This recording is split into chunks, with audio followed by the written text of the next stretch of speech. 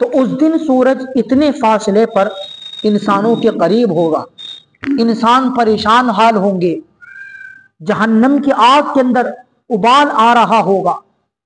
لوگوں کے دل دہل رہے ہوں گے، تمام مخلوق پریشان ہوگی۔ چنانچہ اسی حالت کے اندر تمام کے تمام انسان حضرت آدم علیہ السلام کے پاس آئیں گے اور ان کے پاس آ کر عرض کریں گے، یا ابانا قدم معنا، اے ابا جان آپ ہمارے ساتھ آگے قدم بڑھائیے، اللہ سے آپ کہیے، اللہ کے حضور آپ یہ درخواست پیش کریں، یہ اس قیامت کے دن کی گرمی، یہ تپش، یہ ہم سے برداشت نہیں ہو رہی ہے، اللہ رب العزت ہمارا جلد از جلد حساب و کتاب شروع کریں، اس کے بعد ہمیں جہاں جانا ہے ہم چلے جائیں۔ اور بعض روایات کے اندر آتا ہے کہ گنہگار لوگ اس دن سورج کی گرمی اور اس دن کی پریشانی کو دیکھ کر اللہ سے یہ عرض کریں گے، یا اللہ ہمیں جہنم کے اندر بھیج دے، ہمیں جہنم میں جانا منظور ہے، مگر اس دن کی گرمی ہم سے، اس دن کی ہولناکی ہم سے برداشت نہیں ہو رہی، جہنم میں جانا ہمیں منظور ہے، جبکہ جہنم کی آگ اس سے کہیں زیادہ خطرناک، اس کا عذاب اس سے کہیں زیادہ خطرناک ہے۔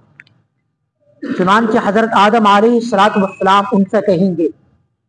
لوگوں مجھے اللہ کے حضور یہ درخواست پیش کرتے ہوئے شرم آ رہی ہے، اس لیے کہ اللہ رب العزت نے مجھے ایک درخت کے گندم کھانے سے منع فرمایا تھا، اللہ نے کہا تھا وَلَا تَقْرَبَا هَٰذِهِ الشَّجَرَةَ، تم دونوں اس درخت کے قریب مت جانا، مگر ہم نے اس گندم کا دانہ کھا لیا، حالانکہ میں اللہ سے 300 سال رو رو کر معافی مانگتا رہا۔ روایت کے اندر آتا ہے کہ جو انسانوں کے جو آنسو ہیں یہ ان کا 10واں حصہ ہے، 9 کے 9 حصے آنکھوں کے آنسو کے وہ ہیں جو 300 سال حضرت آدم علیہ السلام نے نکالے، وہ جو 300 سال تک آنکھوں سے بہے۔ اس کے بعد آپ نے بیت اللہ شریف بنوایا، 30 حج آپ نے پیدل چل کر کیے، مگر اس کے باوجود قیامت کے دن آپ ابو البشر ہیں، آپ نبی ہیں، سب سے پہلے نبی ابو البشر، آپ یہ کہہ دیں گے کہ مجھے اللہ کے حضور جاتے ہوئے شرم آ رہی ہے، لہٰذا میں یہ درخواست اللہ کے حضور پیش نہیں کر سکتا، آپ حضرت نوح علیہ السلام کے پاس جائیں۔ چنانچہ تمام کے تمام انسان پھر حضرت نوح علیہ السلام کی خدمت میں آئیں گے اور ان سے کہیں گے، اے آدم ثانی، یہ قیامت کی گرمی، یہ قیامت کی ہولناکی ہم سے برداشت نہیں ہو رہی ہے، آپ اللہ کے حضور جائیں اور اللہ کے حضور آپ یہ درخواست پیش کریں، اللہ ہمارا حساب و کتاب جلدی شروع فرما لے۔ چنانچہ حضرت نوح علیہ السلام بھی انکار کر دیں گے اور آپ کہیں گے کہ مجھے اللہ کے حضور جاتے ہوئے شرم محسوس ہو رہی ہے، اس لیے کہ میں نے اپنے بیٹے کے لیے دعا کی تھی تو اللہ کی طرف سے یہ جواب آیا، انی اعیذک ان تکون من الجاہلین، اے نوح کہیں ایسا نہ ہو کہ ہم آپ کو نبوت کے عہدے سے اتار کر آپ کو جاہلوں میں شمار کر دیں، اس لیے آپ اپنے اس بیٹے کے بارے میں دعا نہ کریں، تو لہٰذا مجھے تو جاتے ہوئے شرم محسوس ہو رہی ہے، آپ حضرت ابراہیم علیہ السلام کے پاس جائیں۔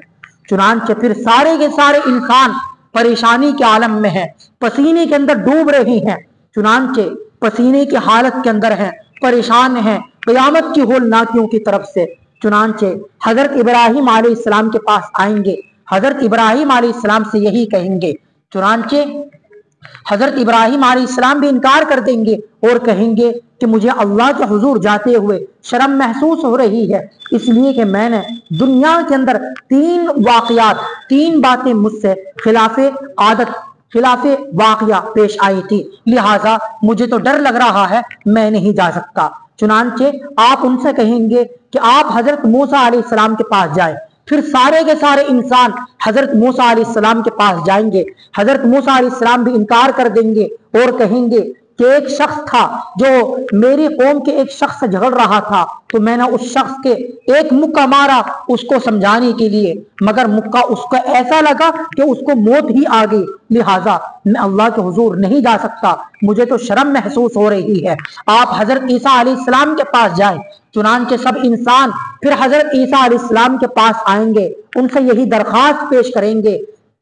اے عیسیٰ ابن مریم، یہ قیامت کی ہولناکی ہم سے برداشت نہیں ہو رہی ہے، آپ اللہ کے حضور جائیں، آپ اللہ سے کہیں اللہ ہمارا حساب و کتاب جلدی شروع فرما لے۔ مگر حضرت عیسیٰ علیہ السلام بھی انکار کر دیں گے اور کہیں گے کہ میں اللہ کے حضور نہیں جا سکتا، مجھے ڈر لگ رہا ہے اس بات سے کہ کہیں اللہ رب العزت مجھ سے یہ نہ کہہ لیں، اے عیسیٰ